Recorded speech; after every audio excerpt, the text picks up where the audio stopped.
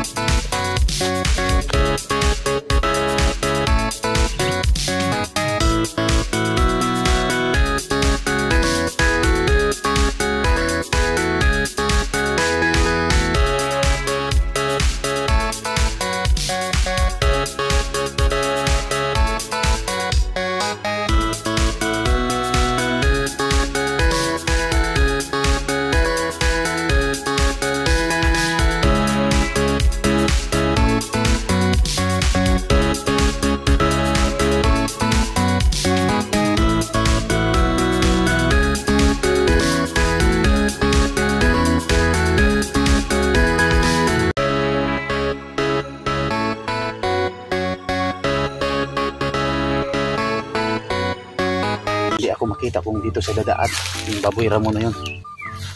Siguradong huli siya dito. Siguradong may mapulutan tayo mamaya kung mahuli to. Okay. Ano kaya yung ginawa ni bro dyan? Siguro may kalokohan na naman siyang ginagawa dyan. Mamaya pag umalis yan, lapitan ko para malaman ko kung ano yung ginagawa niya dyan. Mamaya ka lang sa akin pag umalis ka, para malaman ko kung ano yung ginagawa mo dyan.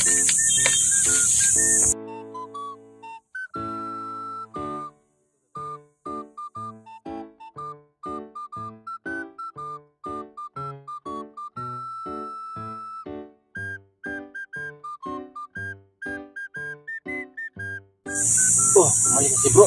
Pakakataon ko na to na malaman ko kung ano yung ginagawa niya dyan. Lapitan ko.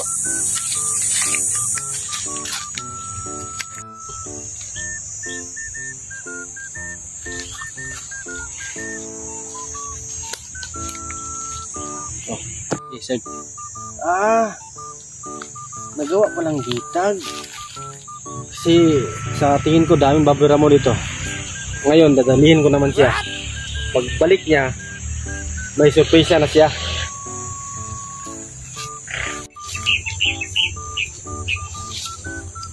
Siguro masurprise to si bro pagbalik. Laki baboy ramo. Akala niya baboy ramo nandito.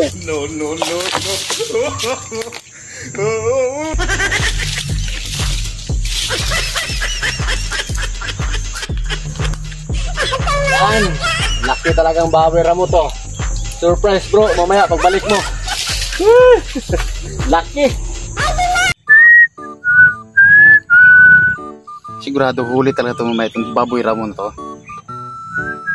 Mga estimate ko, mga kalating oras. Sigurado may huli na yon. Sigurado may pulutan na mamaya na buong baboy. Pero ramo lang. Kailangan ko napuntahan. Siguro baka nandun na. Puntahan ko doon. Baka may huli na. Bakit yung tapat na tanghali, labasan nila yan eh. Kasi nagugutom yan eh. Sigurado talaga ngayon may huli na ako. Tuwang-tuwa naman yung misis ko nito at saka may mga anak ko. Kasi may ulam na kami na malaking baboy ramo. Sigurado talaga tuwang-tuwa yun.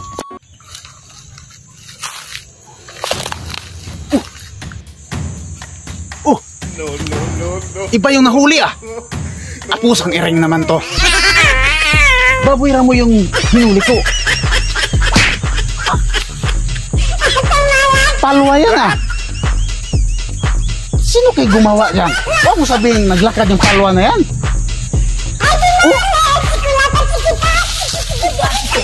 Ay, may gumagawa ng kalukuhan nito. Magalit naman ang misis ko nito dahil wala akong ulam dala. Panggatong lang to, ito makain. No.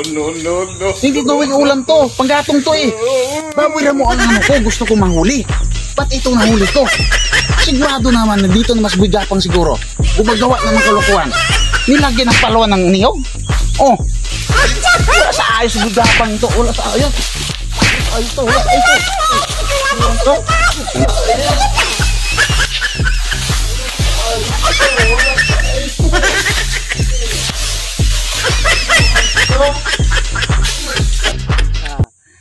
Dahil naman si bro. Kahit kailan talaga bro. Hindi ka talaga makaganti sa akin. Mindset ba? Mindset. Mindset ba? Mindset.